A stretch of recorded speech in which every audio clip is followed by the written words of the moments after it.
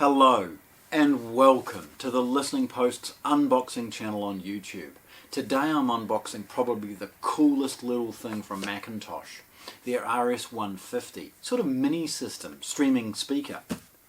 The previous model, the RS100, wasn't the best attempt, I'll be honest. It supported the DTS Play-Fi and that kind of format has dissolved. This new model has not only answered the performance you would expect from McIntosh, with delivering real-world sound quality from a very, very compact box, but it's got a style and elegance that is all McIntosh. But it's also now supporting Spotify Connect, TIDAL Connect, Apple AirPlay 2.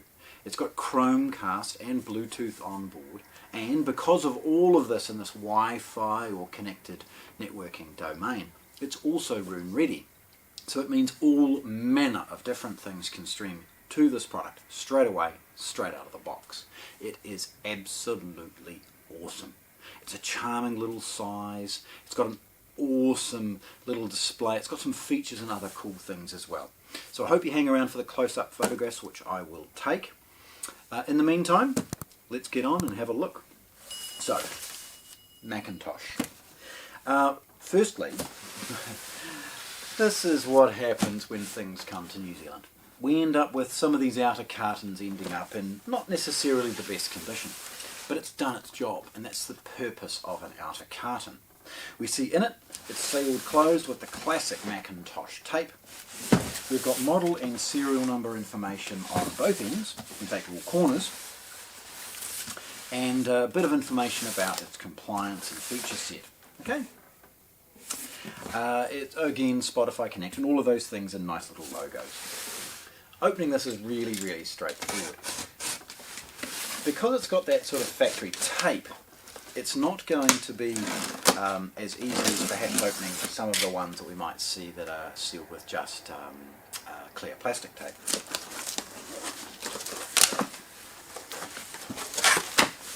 And we see a fresh new box inside.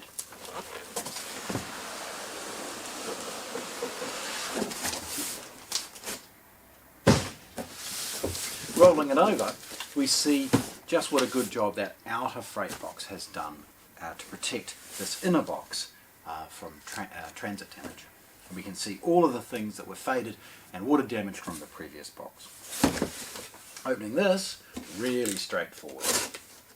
Again, sealed with McIntosh factory tape.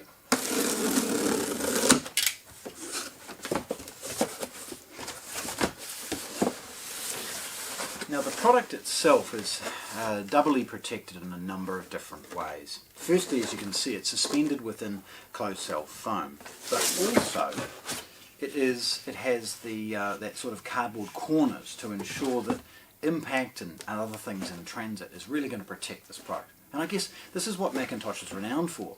They know that their products are at a premium price and quality, and so they make sure that the packaging keeps that product preserved and looked after in transit. Because we all know, we've all had poor experiences with freight companies or something like that. Well, it's wonderful to see that they've invested just that little bit extra to ensure that this product arrives to you in perfect condition. So the corners, we get rid of those. You'll see that the removal of it is relatively straightforward.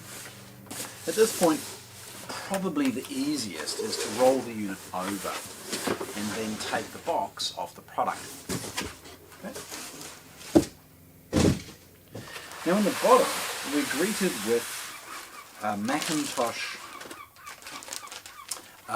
branded warranty card and an introduction to McIntosh itself. McIntosh have a very, very comprehensive user manual. In fact, look, let's take it out and have a look. Simple Ziploc bag, 3-year warranty certificate. Interesting quick start guide to ensure that you can get the most out of it without having to invest too much time reading all of the information. And then we've got McIntosh's brochure or user manual itself. Now this is really, really comprehensive. It talks about every element of it, and it gives you all of the little tricks and quirks associated with its operation. So almost immediately you can get yourself up and running and getting the best out of it without having to second guess. to one side in this packaging we see the most obvious, and of course it's a power cord. It's a firm fit inside the box, but it's a New Zealand IEC power cord. The rest of the corner packaging that we saw earlier, closed cell foam from the top. Then I'm just going to lift it out of the bottom and set it off to one side. Getting it out of the plastic bag is relatively straightforward. We see that the product itself is protected by another layer, which is a polish cloth bag. McIntosh is never one to scrimp as far as packaging or other things to preserve their products, and it's good to see that they've done that little bit extra even here to ensure that the product comes out absolutely factory fresh and showroom shiny. Just open the bag and then rotate the product back onto its feet. It has an aluminium foot with 4 good quality rubber stoppers to ensure that the unit sits firmly on a table or bench top. Taking that off, we get to see the product for the first time, and it's absolutely wonderful to see such a beautiful piece. It's simple and it's elegant. As I rotate it round, you'll see it's not very deep. It's not very tall. It's kind of designed to sit in that convergent space between maybe an office, a home office, a small living room, a kitchen or a dining room, where you want the quality of sound to be important, but not necessarily something big and bulky. And obviously you want it to be convenient with all these modern things that you do with your phone and streaming services, so they've answered all of that in a beautifully elegant box. Drilling into it for a moment, we see 2 of the classic rotary encoder knobs that are associated with all of the style we've seen in McIntosh historically. Instead of a VU meter, they've actually got a backlit LED display. But please hang around, I'll power it up and we'll see all these types of things. The first dial allows you to change between the network settings and basic Bluetooth. Pushing and holding this, and it sort of clicks in, it's a rotary encoder, allows it to go into a pairing mode associated with all of those. And we have an illuminated indicator letting us know what's going on as far as its connection status.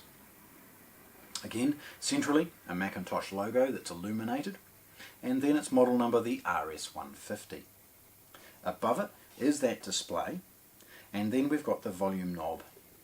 Now, pushing and turning the volume knob changes the bass itself, so you can turn up and down the bass depending on its location. If this is up against a wall, it's going to sound a little bit sort of boomy, and so you can turn it down. Or alternatively, it's in a free space. You may choose to perhaps increase its dynamics by adding a little bit of boost to the bass if you choose to. Again, little LEDs that blink and allow you to progress through setup or pairing associated with Bluetooth, Chromecast and other streaming as well. If we pause, we just take that little grill off, you'll see it's actually got 6 or 8 little pegs to support it so it will not rattle.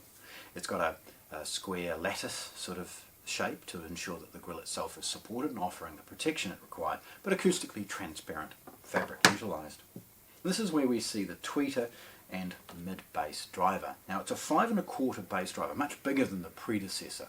With that, of course, it's giving a lot more control of the bottom end, and even at modest volumes or even higher volumes, it's giving a really prestigious control of the bass frequencies despite its relatively modest size. Looking at the side, we see it's not very deep, and it's at the back that we see a few more things as far as its connections. Firstly, we see a port, and that port actually disappears up into the speaker.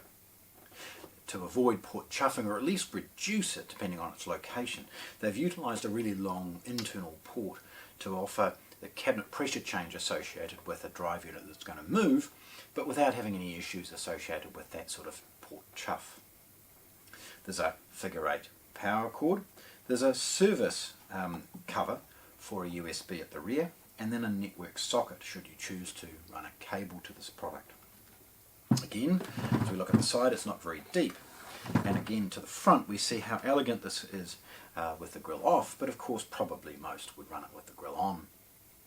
What makes this product relatively unique is McIntosh's selection of amplification that runs it. With the bass driver commanding most of the dynamics, they've decided to put in a 90 watt amplifier specifically for that single woofer, and then complement it with a smaller 30 watt amplifier to run the tweeter. The combination means that it has control and dynamics beyond anything of its size, and that's really good to see. They've genuinely looked at this category and offered up something that's utterly perfect. That's why I'm so proud to have shared this amazing product, the RS150 from McIntosh, their little streaming lifestyle speaker, but with so much more. And very proud to have shared this with you today on our unboxing channel at The Listening Post in Christchurch, New Zealand. Thanks for watching. If you want to see more, subscribe to our channel.